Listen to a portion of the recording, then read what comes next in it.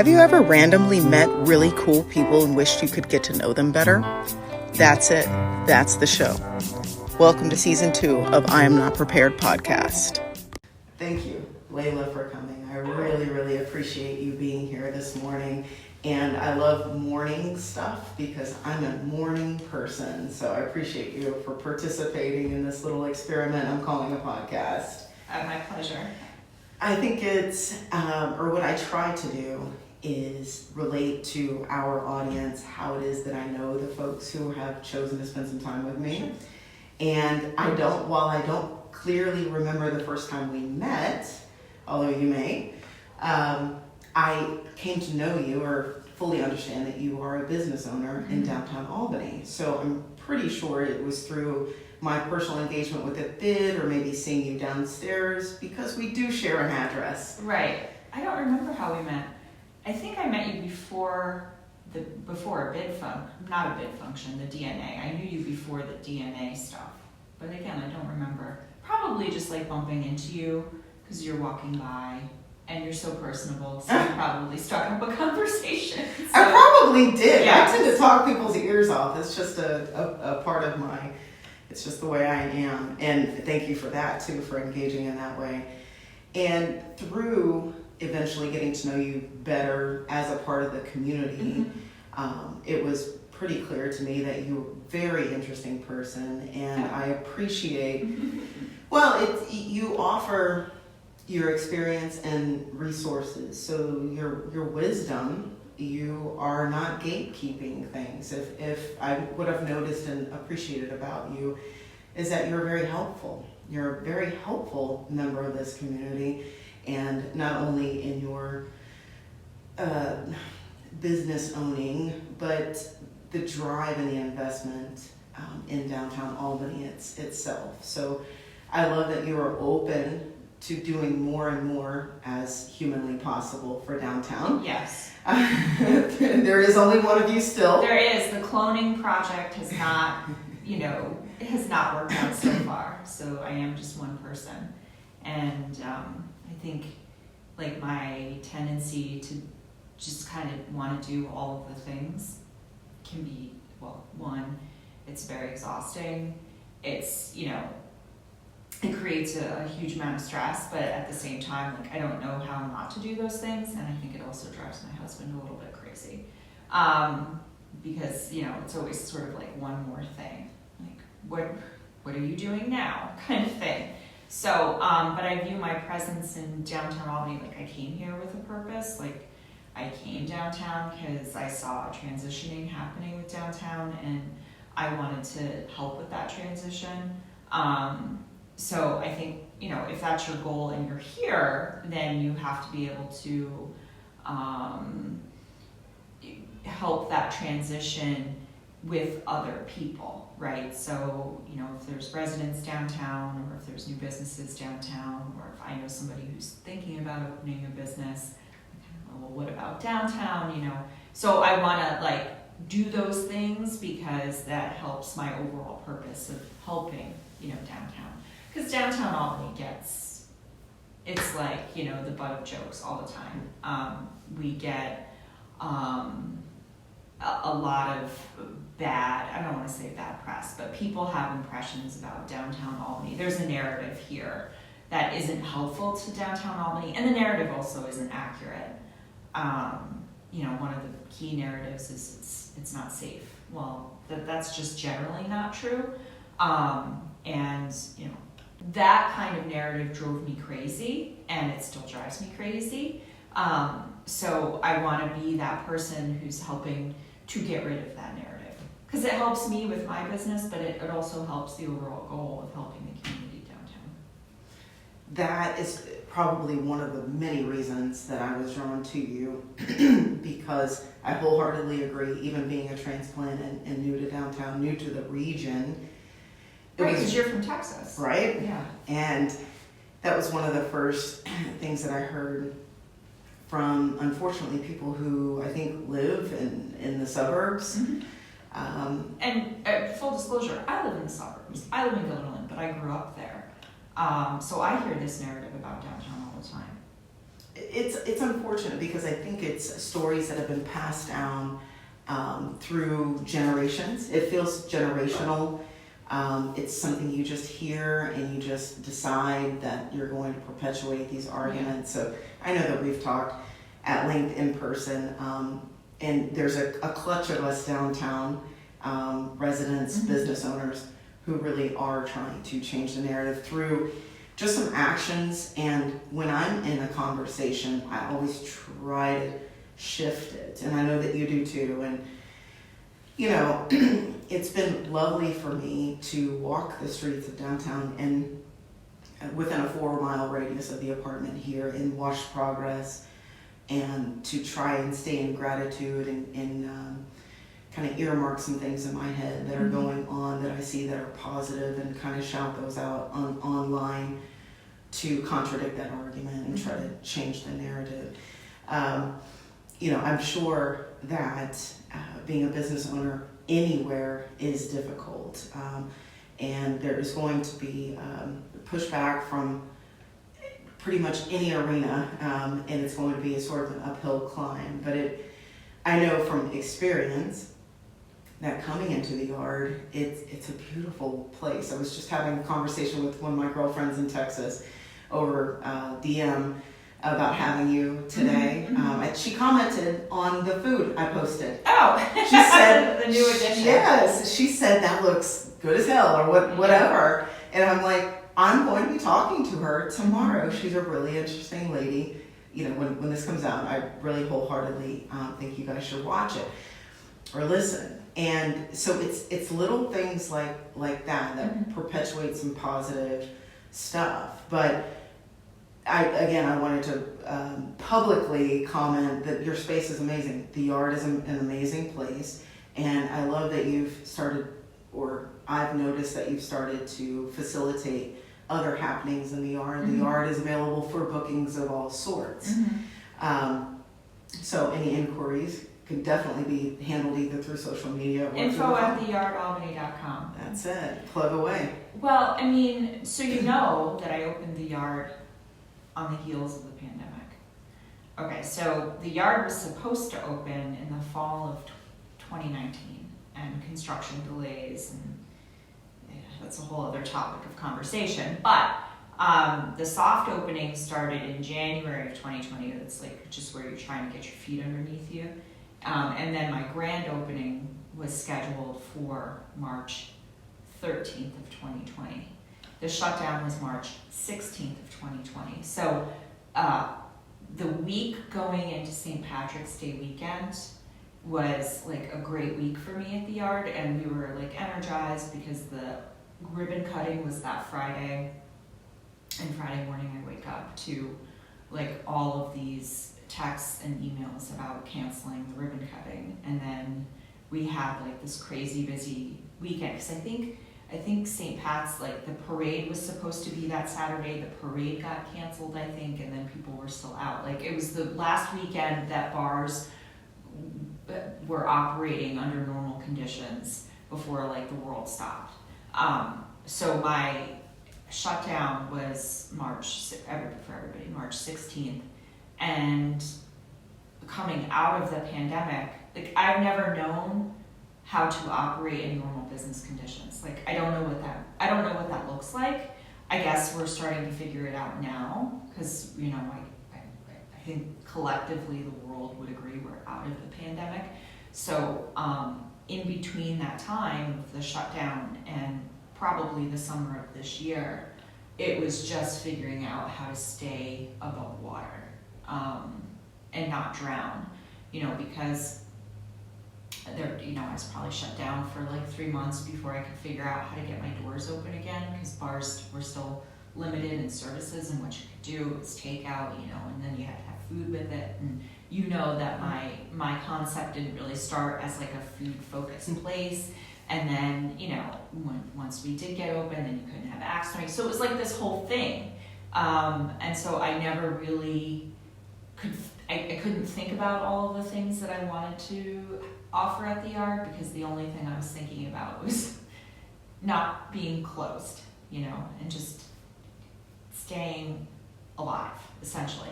So the reason why you start to see so much more now at the yard and like what you can book and this and that is because I'm finally able to focus on the things, on the ideas that I had for this business before the pandemic kind of slapped everybody in the face, essentially. How do you feel you're faring? I know you have a lot of big ideas, and that's why I love your energy. I know you are just beginning to bring some things to fruition. How do you feel you're doing? Well, I mean, it's definitely a challenge, right? Because this isn't an industry that I had any background in before I leapt into it. So, like, everything with me here is trial by fire. I think, the ideas are one thing. It's the execution of the ideas that sort of really make or break the idea itself.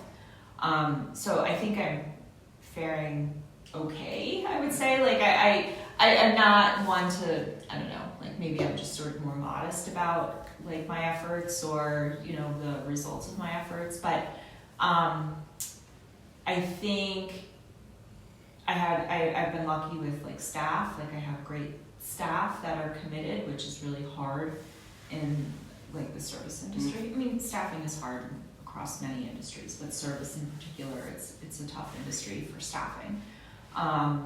So I think the only reason why I'm able to do a lot of the things that I can do is because the people who work closest with me are like just really great people that allow me to do those things, So I think I'm faring well. I'll say there's always room for improvement. I, have made some recent friends that I kind of turn to for some advice because they have more experience in this industry. So that's been a big help to me. But I'm always looking to kind of learn something new or learn from somebody else. And you have to be like you're not going to survive if you're not willing to like listen and learn and kind of improve your process. So I guess that's the long answer to your question. That's a perfect answer. It's your answer, so therefore it's perfect. I know some of your ideas are in their infancy, and I actually really can't wait to see what happens, because as a resident of downtown, it enriches my life to know that things are happening in a positive, progressive way. It's back to that same refrain is, if I'm not directly participating in some of these things, right, I know that they're out there, and I can take that information to people who are interested in that. Yeah. So that whole circle of life, as it were, as it pertains to getting the word out and getting whole community participation, it means a lot. And that kind of brings to mind, you weren't always the owner of the yard. No. I hear you had a previous life. I did have a previous life. I'm still in recovery from that life, I'd say. No, I mean, I was an attorney for, I still am. I'm still licensed to practice. So what is this, 2013? So I'm on my 18th year. And prior to opening the yard, I was a partner at a law firm with my closest legal colleague, Maggie Tabak. And it was a successful firm. I mean, she was like my mentor when I was a young lawyer, and then, I was her associate, and then I was her partner, and then we, changed the name of the practice to Tabak and Kiosse, and, and it was a successful practice, and, I loved her dearly, still do, but it was just going to kill me. Not because of who I worked with or the dynamics in the firm or anything like that. It's just the profession itself was going to give me a heart attack, and that's not a good way to live. So there were a couple of things that were triggering for me. I think sort of the thing that broke me was the death of my mom. And I think that's because, so she died in 2016, so she was just about 62 when she died. And so she was sick probably for the last 3 years of her life, but before that, she was a state employee, so she had worked for a variety of agencies all her life, and she was never really happy with her work life, and she was an artist. I don't think she would ever say, "Oh, I'm an artist." Like, she would never describe herself that way, but she really was. And she like never pursued any of that. And when she started college, she was a visual artist, and she went to, I think it was Russell Sage, and so she started out, and like later in life when I knew what she had started her focus on, I was like, well, what happened? And she said, 2 kids, and I needed a way to, I needed a job that paid, so she transitioned to secretarial studies, and then she worked for a variety of lawyers. And then I said, why did you stop doing that? She said, because I needed a job with benefits. And so then she got into the state and worked, the rest of her life in the state, but she was never really happy. She was her happiest when she was creating something. She was like, she was a gifted person at drawing. She was a gifted painter. I mean, she was never like classically trained on painting, but she could look at an image outside and then she could freehand paint it, And then she was also very crafty. Like, she was always making something, doing something. And my sister is very artistic too. And so growing up with the two of them, I was always pissed because I'm like, I am not the creative one. Like, what's going on here? How did I get like the pragmatic gene? And like, my mother and my sister have like all of like the fun creative genes.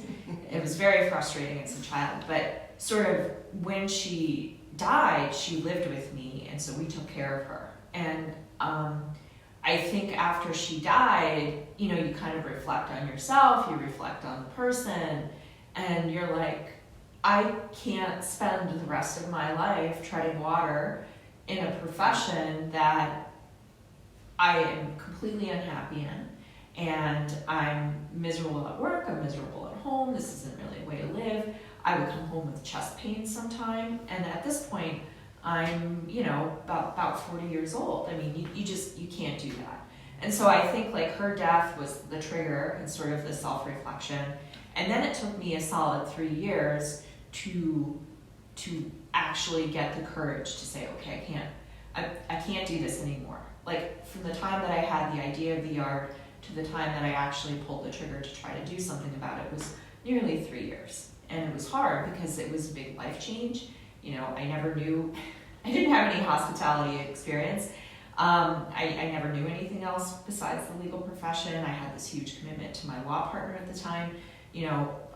I was like the primary breadwinner for my family. So to sort of blow all of that up and be like, I'm going to go do this now, is like scary for you, for the people around you. And so it takes a lot of courage to do that.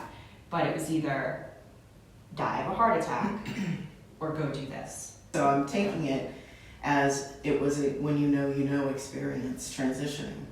Yeah, I mean, for sure. Because if I hadn't thought of the art, like if that hadn't been the idea, then it would have just been something else, and it would have just been a different moment in time. And it didn't, it was just, the problem wasn't if, the problem was when, so it was sort of like a now or later, so I chose the now, because, you're not getting any younger. But I think, to your point about people with, like, this is what I do, like, I am a X, and that's all I know, and that's all I can do. I think people trick themselves into thinking that the box that they put themselves in is the box that they have to be in. And that's sad, because I think that people have so much potential to be more, to do more, but for whatever reason, they're stuck in that box. If it's, the cause is the self, because, the negative talk, or you don't believe that you have the skill set. Nobody has the skill set. I mean, yes, you can go to school. Yes, you can be trained to do certain things, but skill sets come with time, they come with experience. That's why it's called practicing law. Because you go to law school, you take a bar exam, and you think you know something, and then you get into a law firm, and you're like, I know nothing. Year 1, you know nothing. Year 2, you knew more than you did in year 1. Year 3, it took me 10 years of practicing law to finally feel like, I'm in a courtroom, I know how to try this case, I know what I need to do, and I'm not like shaking in my shoes every time I have to come into the courtroom. That's like a decade of in the trenches every day doing the thing over and over and over. But that's with anything, right? So I get like, now, because of where I am and sort of what I had to do to get here, I get very frustrated with people who are like, well, I only know how to be a lawyer, or I only know how to be an accountant, or, fill in the blank here. Because you can, I can see creativity in other people, and I know, from talking to them, that either they're not happy or they have these great ideas, but they feel stuck. Because I've felt stuck, but they feel stuck and they're just afraid to pull the trigger. And when I was thinking about doing these things, you'd read the self-help books, just jump, go ahead and jump. Who's the famous, he used to have his own talk show, but he was always talking about just making the leap, just jump. And that's really hard to do. It sounds good on paper, and you're like, oh, that's so exciting. But then when you're on the edge of that cliff and you have to jump, you're just, you feel like you can't. So I get it, I totally understand. But I wish people would give themselves more credit, and I wish that more people would listen to the little voice inside their head that is unhappy or, finds joy in something else. Because I think the world would be so much better if people didn't live in these boxes. I hate boxes, by the way. Okay, I never want to be in a box. No, my worst fear, there's not much that scares me. If a spider crawled across this floor, I'm out the door. Spiders scare me. But the only other thing that really scares me is that feeling of being trapped. So if you put me in a box, or you put me in a cage, or if I feel like I'm in those places, that's terrifying to me. So I deliberately, now the way that I lead my life is I totally avoid that. I never want to be trapped. And I think that people sometimes set their own traps and then they get stuck in them. And I wish people would stop doing that. Boxes are made to be broken down and recycled. If they're cardboard. Right on. Yeah. How has it felt for you to transition time and time again and be the captain of your own ship time and time again? I think the people that know me best know, that,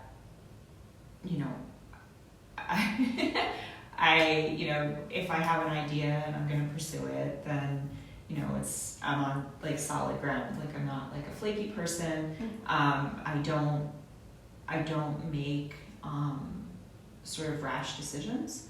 But I think people who had a different professional relationship with me, maybe from my prior profession or whatever, kind of thought I lost my mind when I said I'm leaving the firm and I'm gonna go downtown and I'm gonna do stuff with axes and it's gonna have an alcohol. And people are like, who is this person? I think that when you're, with whatever you do, but it's especially true when you're practicing law, is there's a saying that your reputation is your stock in trade. But that's true with everything. If you're in business, your reputation is your stock in trade. So I'm sure that there are people out there that have opinions about me that I wouldn't agree with. But I also don't care, because you can't get caught up in the caring. Because I know, whatever choices I have made, I'm not saying, you always make the right decisions, but from the time that you're making those decisions, I've been doing it from a place of good, Within the legal profession, my reputation was such that you knew what you were getting with me. I come prepared, I'm not gonna push some unreasonable agenda, but I'm also going to be direct with you. Like, there's no fooling around with me. But that's just who I am as a person. Like, I can be jovial and, we can have a good rapport and everything, but when we get down to the brass tacks, like, I don't fool around. But that's just my personality. And I think, when I was president of the local Women's Bar Association, or I was vice president of the statewide chapter, I think that the fact that I was so vocal about the myriad problems that were involved with those organizations. Every organization has like internal, issues, and there's always some room for improvement with whatever that you're doing. But I think my aggressiveness with trying to bring about good change to the organizations, I certainly didn't make any friends when I was involved in that process, but that's because, when you come in and you want to sort of blow up the map and start from scratch because you think that, the train has gone off the tracks and, you need to make the situation better for the folks that you serve, the community that you serve, when you are advocating for change like that, you're going to run into opposition. And, if you kind of push me, I'm going to push you back. So I think that was certainly a challenge, and, I don't regret my service to the bar associations. If I could do it over again, I probably would have changed a few things about the approach that I took to try to bring about the effects that I wanted to see within the organizations. But overall, I don't think that the goal that I had was the wrong one, if that makes sense to you. Absolutely makes sense. Because I think if you're an organization and you hold yourself out to serving women, children, and families in your community and seeking justice for those groups and bringing about equality, then you have to put your money where your mouth is. And you can't make your platform about self-aggrandizement. Your platform should be about the people that you serve. And so that was always like a very frustrating thing for me in dealing, and that can be true with any type of like professional organization, because a lot of times it becomes a resume builder for people, and it was never a resume builder for me. And I think that's probably the difference between me and maybe somebody else who was within the organization in a leadership role. It wasn't a resume builder for me. So consequently, I didn't have that attitude, like, I'm not going to just say something because I think that's what you want to hear. I'm going to tell you what I think you should probably know. When I was younger, I was definitely a pleaser, a people pleaser. Oh, yeah. And I don't know about the medical term or the psychology term for people pleasing, but I've had to trace back my personal need for approval from individuals in the public at large. I think that's a fairly common thing when we're trying to find our place in the world as young people. It's also, yes, but I think it's also common with women as a gender, I think that, because that's what we're taught. What's the nursery rhyme they tell kids? What are little girls made out of? Sugar and spice and everything nice. So they indoctrinate you with that. You have to be nice, and if you're not nice, or if you're perceived as not nice, then people don't know what to do with you. I mean, when I was 18 years old, I learned how to ride motorcycles when I was 18, so much to the chagrin of my dad. So I fell into like this group of other motorcycle riders, and most of whom were men, because, at this point it's like 20, holy crap, I can't even. It's 27 years ago, oh my God, I want to die. 27 years ago, there weren't a lot of women out on motorcycles riding around. I had my own and blah, blah, blah. And so I made friends with this group of men, many of whom were much older than me. I mean, like this one person I'm thinking of was probably like 42. And I remember having a conversation with him about something, and he's like, Leyla, it's just because men don't know what to do with you. And I'm like, what do you mean? He's like, well, because you're not the typical, like, you're not gonna sugarcoat, you're not Mm-hmm. gonna be nice for the sake of being nice, so we don't really know what to do with you. And that stuck with me, because when you're 18, you're kind of like, well, I guess that's a bad thing. But now I look at it and I'm like, oh, I think that's a good thing. You know, you don't know what to do with me, then I don't have time for you then. Like, you know, if you don't know what to do with me, that says a lot more about you than it does about me. Right on. And I love, as someone who is mid-40s, I am loving watching the world, as a woman who is mid-40s, I love watching the world change around me in terms of, Rebecca Hughes and I talked about this, we touched on it just a bit, about what's acceptable and non-acceptable language to say to a woman. You know, I've certainly had male lawyers call me a bitch. But it's funny that, you know, women with strong personalities who are, you know, in the trench for their client, those people are a bitch. But if a man who's advocating strongly for his client in the trench, that guy is a zealous advocate. Come on.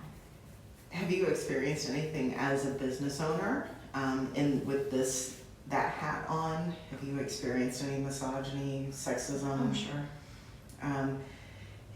Sure. Why do you think it perpetuates? Like, what do you think the driver is with those really micro and macro aggressions against women? Why do you think people ingratiate themselves to say things like that to us? I think it's become easier for people to say those things because of social media, right? I still think it's hard for people to say it out loud, like if they're in a room with me. I mean, but you can do other things to indicate that you have those views, right? You don't have to, you can do some passive aggressive crap, which I've certainly seen as a female business owner, you know, like a snide comment, not directed at me, but something about me as the owner or something like that.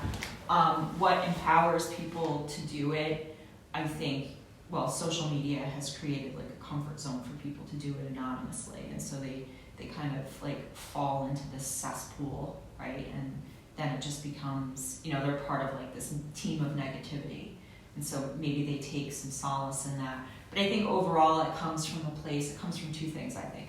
It comes from fear, and I think it comes from a lack of self-confidence. Because the men in my life that I have known who have been the strongest advocates for women are the men who are on very solid footing about who they are and what they want to be. So when I hear and see things like that, I have to remind myself that it comes from a place of fear and it comes from a place of weakness that are completely self-imposed. So it still pisses me off, and you know, I don't tolerate any crap like that in my bar. And my staff knows it too, because my rule is, if someone's treating you like garbage, or they're being rude or just totally inappropriate, stop what you're doing and just come get me. Come get me, and I'll deal with it. You know, because I can appreciate how as like a younger person, a younger woman, or you know, a young male, or whoever, essentially, doesn't know how to manage that, but I think being a litigator for 18 years, you know, kind of gave me a skill set. Like, I can manage difficult people. I don't want to manage difficult people, but I can manage difficult people. And, you know, anything you say or do at this point isn't going to curl my hair, because I've pretty much heard everything. Almost every day, you know, I'll fall into like the Facebook rabbit hole or something. And I have to remind myself to get out of the hole. Like, okay, you've looked at this long enough, put this down. But the phone and the screen becomes a crutch and a thing of avoidance for like whatever it is that you're supposed to be doing or could be doing. You're not doing it because it's easier to pick up the phone and just be like, you know, scroll. There's a word for that.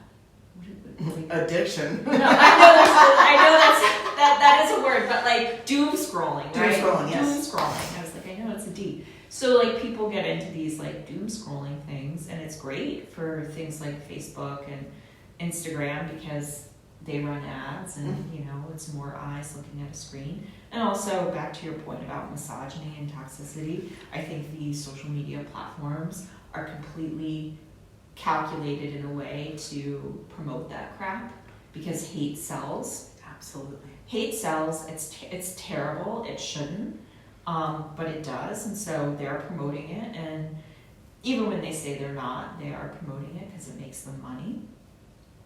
But yeah, I mean, if there's one thing that, like, if I could just change the world, one of the first things I would do is to find a way to get people off of social media, get off the screen.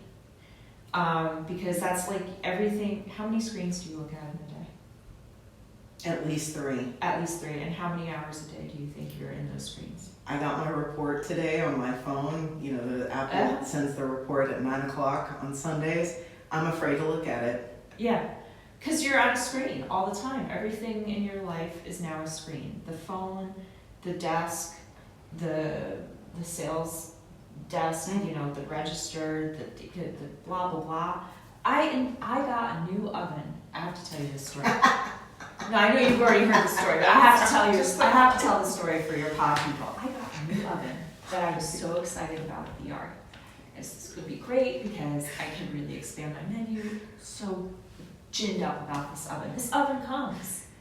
And the first thing I realized about this oven is it's a goddamn computer. And I'm like, I can't even have an oven that isn't computerized, that I need to call my IT guy, which is my husband, and say, come fix this. Because now it's like, it's even in the ovens now. I've got to download stuff. So they force me in front of my computer screen. They're forcing me on their website. I got to take this USB and go put it in the oven. And then I got to, oh my God, I just want to turn it on and press cook. That's all I want to do. But it's like ubiquitous now. Everything is a screen. Like it's now that's like a screen on your refrigerator. Blah blah blah. It's like, could we just maybe turn off the screens? Read a book. Read a book. If you don't have a library card, please go get one. Go to a library. I promise you, there's no more peaceful place on earth than a library. Like when I walk into a library, the smell of the books and just the serenity of the space will, like if I'm having a bad day and I go into a library, I come out feeling good. I do want to give you an opportunity to talk about anything that you're working on or provide links or accounts that someone should be following to keep up with you and your pursuits. Yeah, so we're of course on Instagram and Facebook. We are on TikTok, but only because other people put us on TikTok. So I don't really have a TikTok channel. It's in the column of I know the things that I need to do, but it's just like I don't have the energy for TikTok. But my handle on the Instagram for the yard is the Yard Albany. Same thing with Facebook. And then I guess we didn't talk about Boozy Moo at all. So during the pandemic, I had to pivot in order. Remember, I said you couldn't do anything except takeout if you were a bar, and it had to be some sort of food. So I figured out how to infuse ice cream with alcohol. So I created a new brand called Boozy Moo Ice Cream, which we sell at the bar. And that is on social media. So on Instagram, it's Boozy Moo Ice Cream. On Facebook, it's Boozy Moo. And we have the ice cream all the time in the bar, and we are expanding the brand. We do more and more catering now, and I just bought a warehouse this year to convert part of it into a commercial kitchen. So we're getting into the wholesale aspect of this brand, which is it's a whole other thing. The rules are different, the process is different. It's and I don't know anything about full disclosure. I have no idea how to wholesale ice cream. I don't know how to price it. I don't know, but I'm gonna figure it out because I've got to do something. You can't stand still. That's the thing that people need to take away from life is do not stand still. So if you want to come check out Boozy Moo, you can always do it in the bar. We do have a website, boozymoo.com, where you can order it online. I do new flavors all the time. we're coming into the holiday season, so we're gonna have our boozy ice cream pies for the holidays. Be everybody's favorite dinner guest by bringing in boozy boo ice cream pie. For those who want ice cream downtown but don't want alcohol-infused ice cream downtown, we are starting to offer more and more NA ice cream, but that's just been a process, right? Because, you know, that's just a little bit of an extra pivot. It's a little bit more of time. You know, you need a different freezer for that ice cream because of the freeze point. It's like a whole thing. So for the yard specifically, we've just upgraded our menu to include more food items, which for a long time I didn't want to do, but I'm listening to my customer base, and so I'm complying. And then we're going to be doing more with our dessert menu, so you can come in and we're going to start doing sundaes and, you know, some other styles of dessert, and hopefully for the residences downtown here soon we can do Sunday deliveries, and milkshake deliveries, and then just general like small snack items from our menu at the yard deliveries. So that's in the works. It's a process. It just takes time because I'm a one-woman show. I have a small staff, and you know, I have the people that I hire to help me along the way, but you know, I can only do there's only so many hours in the day for me to do all the things. So come to the yard, see me, have my ice cream. I promise you it's the best ice cream you're ever gonna have. Or one of the directions I wanted to go was the importance of supporting local business as opposed to maybe some larger big box corporations. For me as a consumer, because I have taken time with you, and because you're developing project after project after project and continue to reinvest in our community, and maybe closer to, I'm not sure, where the warehouse is, the community, there's an investment there. Because I've taken the time to get to know you better in real life, I'm not mired down in how you pay your bills, and I'm not making judgment on how you pay your bills. You offer, like so many local businesses, small businesses, a tremendous unique service. The spends on maybe some comparable product, goods and services, they're still going to be unique because the creativity, the imagination, the innovation of the owners themselves hopefully go into their business. And because I can see that, it makes it easy for me as a member of the public to earmark my personal funds to support you in your efforts. And the idea of shopping in a local sphere makes me feel more invested and tied to my community because I can see it. I can see where my money goes when I shop local. So thank you. Oh, well, it's my pleasure. I think it's easy for people to it's just too easy to buy from the big corporate entities. You know, I'm not naming names, but you know who I'm talking about. Because you can just click and it's at your doorstep within 24 hours or less sometimes. Sometimes it's the same day service. But if you didn't look at the screen and you sat down and you thought about it, you would figure out pretty quickly that your entire foundation is built on what's local, right?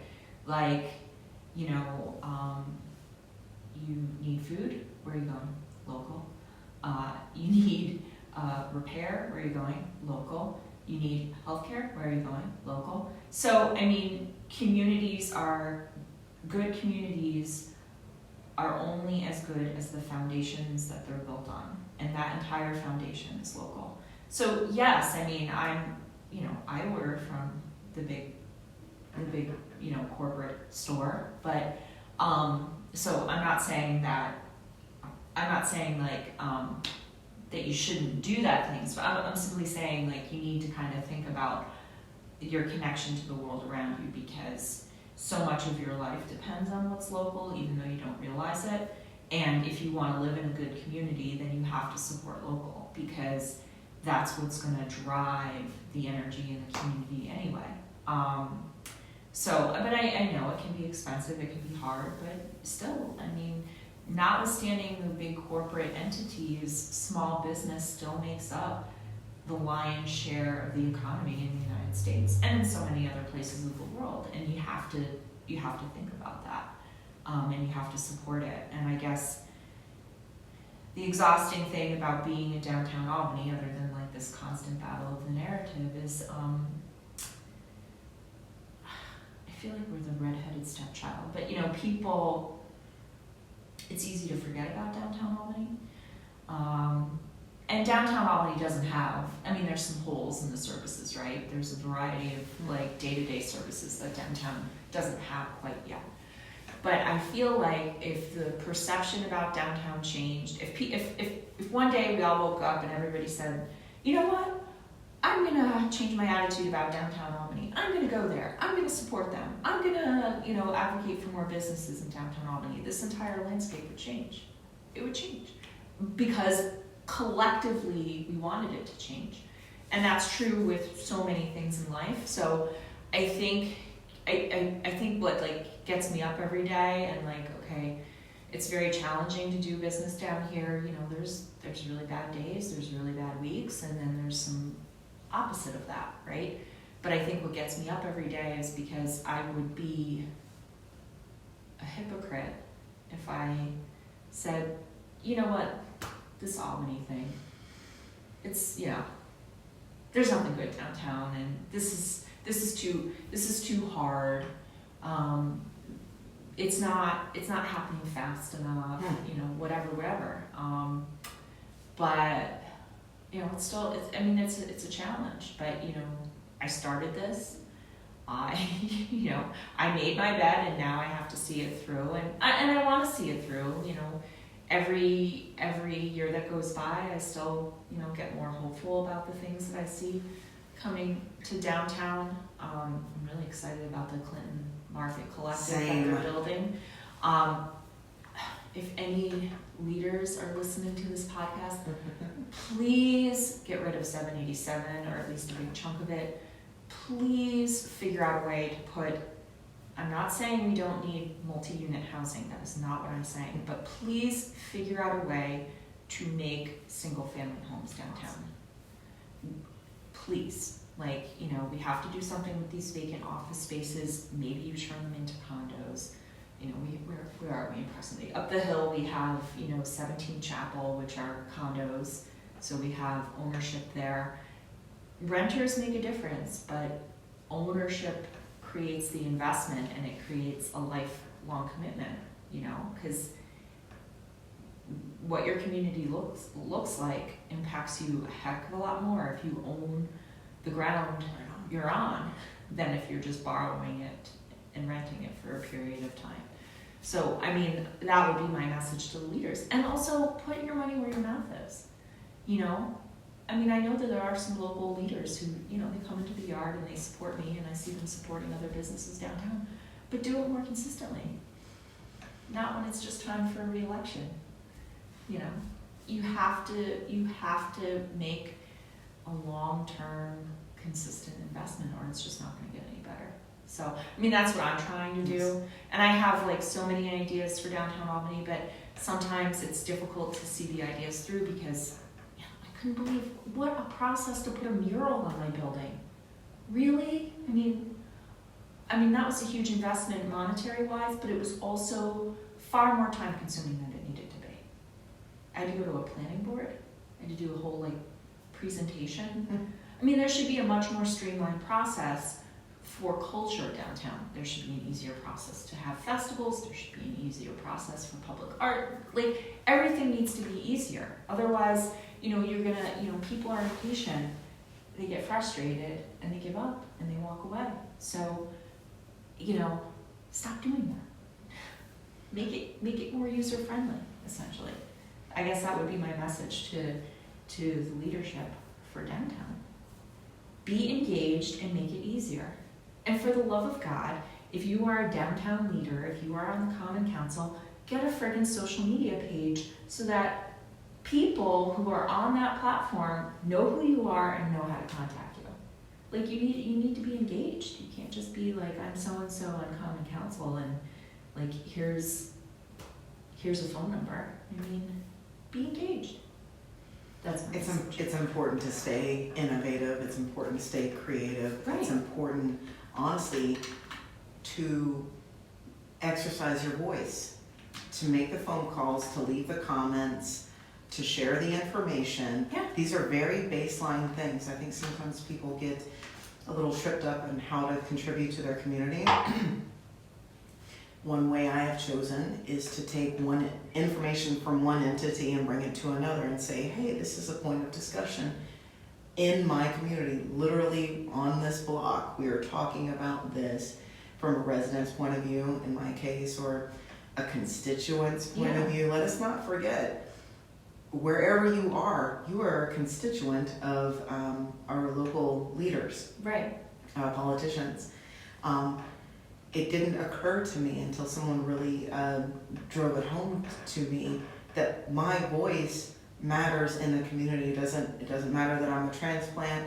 I am through my rent. I am a tax-paying citizen. Like, just because we rent, and we are viewed as transitory, which rightly so, doesn't mean that you can't invest for the time that you were here. Right. And when I'm talking with my neighborhood association hat on, that is a point that I try to drive home. It's like, I understand that you are here for work or school, but if you would like to share your feedback about living here, we can take it to the appropriate entity and start those discussions. So there is never not value in what you have to say. Obviously, being constructive and progressive, however you deem that, because we don't all have to agree with each other. No. But passing it along, vocalizing that stuff, surveys, comments, that sort of thing, it does matter. So don't fool yourself that because you're not a single family homeowner, and I'm not trying to counter you, but sometimes people, I think, forget, especially in my situation, that they have value. Well, and people forget that they have power in whatever form that comes, whether it's homeownership or as a renter. People don't appreciate the power that they have. Like, my dad grew up in Greece, and one of the things that he noticed when he first came to this country is any of the things that are broken with our system, what drove him crazy still drives him crazy, is that Americans don't appreciate the power that they have to take to the streets. Because, I'm telling you, you see it in France and you see it in Greece too. There's something going on domestically that people are unhappy about. Everything shutters and people are in the streets. And he's like, I don't understand why people don't do that here. And I have my own theories about that, but I think we're kind of lulled into acceptance, and we're lulled into thinking that there's nothing that can be done, so we're not going to do anything about it at all. It's too hard. The solution, it's a difficult solution, but to get to the solution takes work, and it's just too hard. And you know this from experience, when you feel like you see a problem and you want to fix it, but you feel alone in that way, it becomes even harder. So it's hard to do things alone by yourself. To the people who've come down here, are renting here, and are invested here for the time that they're here, get more invested. Get organized, join the DNA, volunteer for the bid. I'm the chair of the special events committee for the Downtown Albany bid, and I want to do events. I have ideas, but I need people to come aboard from the neighborhood and plan those things out. There's a huge need for that we could be doing so many more fun things downtown if people volunteered and show up. Just show up. You know this. I've been to some of your DNA meetings.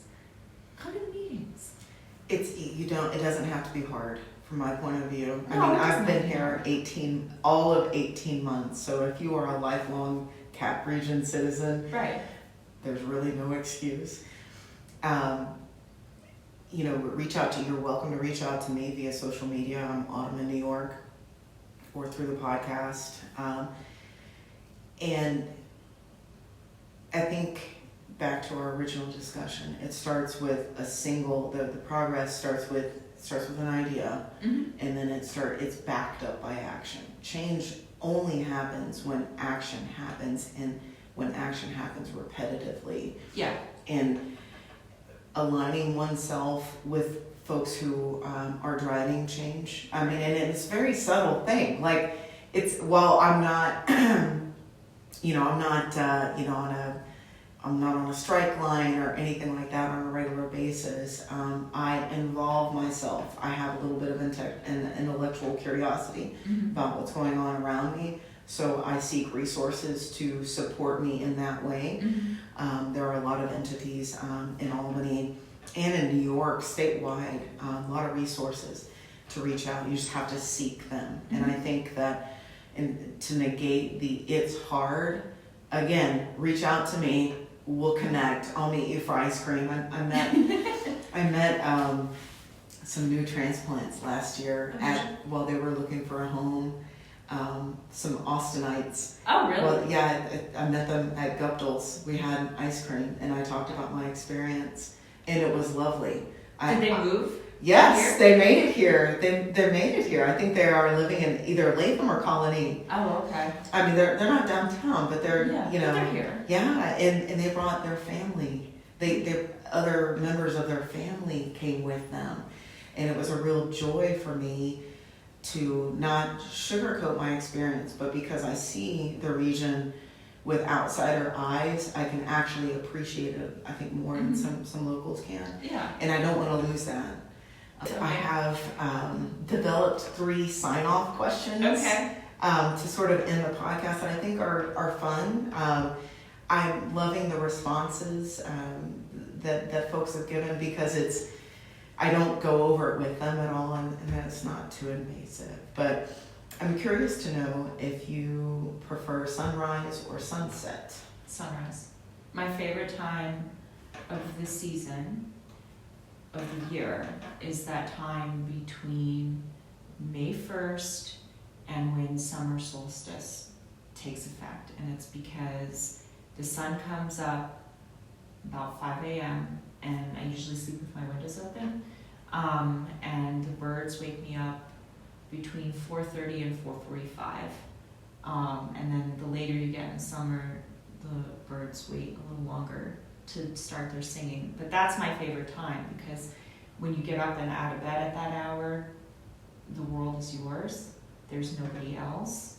And so that's the time that I think, like, you feel, well, for me personally, like, I feel the freest, because there's nobody else but me and the birds and probably my dog. But that's my favorite time of year. And then when summer starts to, as we get through summer, it's harder and harder for me to get up in the morning. Even though I am a morning person, I prefer mornings, but it becomes harder for me to get up. So I really look forward every year to between, what is it, it's like June 23rd, like May 1 to that June 23rd. That is my favorite time. I will get up, I will garden, I will putz around the house, I will go for a walk, I will do anything. And I'm so glad that when I get up, there's nobody else up. You know, it's the quietest time. It's the best time. The world is your oyster at that time of day. Yeah. I'm a morning person, and I do prefer sunrise myself. I have the most energy before noon, so it really helps. Yeah. Do you have a favorite sitcom?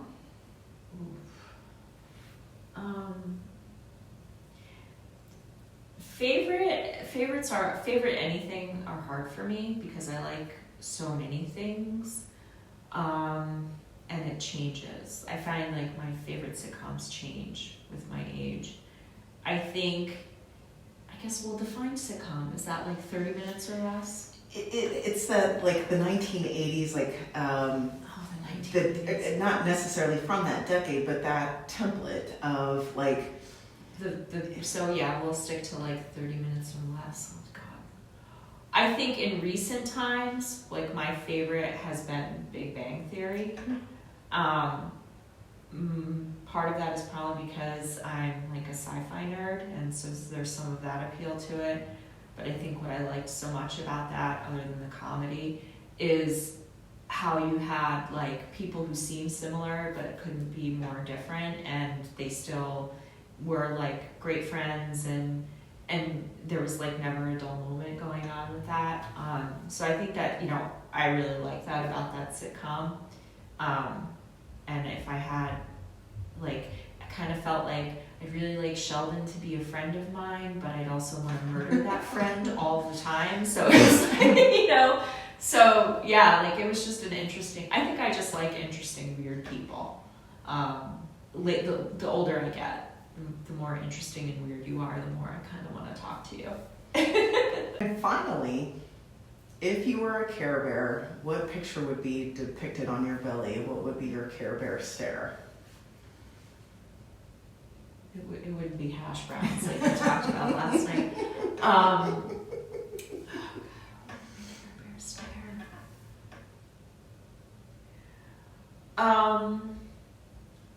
Probably like the little, like the muscle arm emoji, I think. The flex. The flex. Yeah, if that's what it's called, the flex. Not because I think that's more about me, but because I think that's more how other people need to see themselves. Like, you're stronger than you think you are, kind of thing. I love the answer. I think that's such a great intention and a great way to summarize putting you, you know, lifting you up in this way. It's such a great way to end the podcast because, you know, the constant thought of others for me is what's going to keep me safe. It's going to keep me sound. And so when I align myself with people who think about others on a regular basis, all that is to the good for me. Thank you for sharing your time with me today. This is a lot of fun. I try to tell people who I'm trying to court for this process that it's more fun than you think. Right. There's a lot of chemistry that happens inside this little bedroom. I don't know what it is about this space or, you know, this conversation, but it's a lot more fun. So if you're dragging your feet on coming onto the podcast, it's a lot more fun than you might think. But this has been hugely beneficial, and thank you so much. Oh, you're welcome.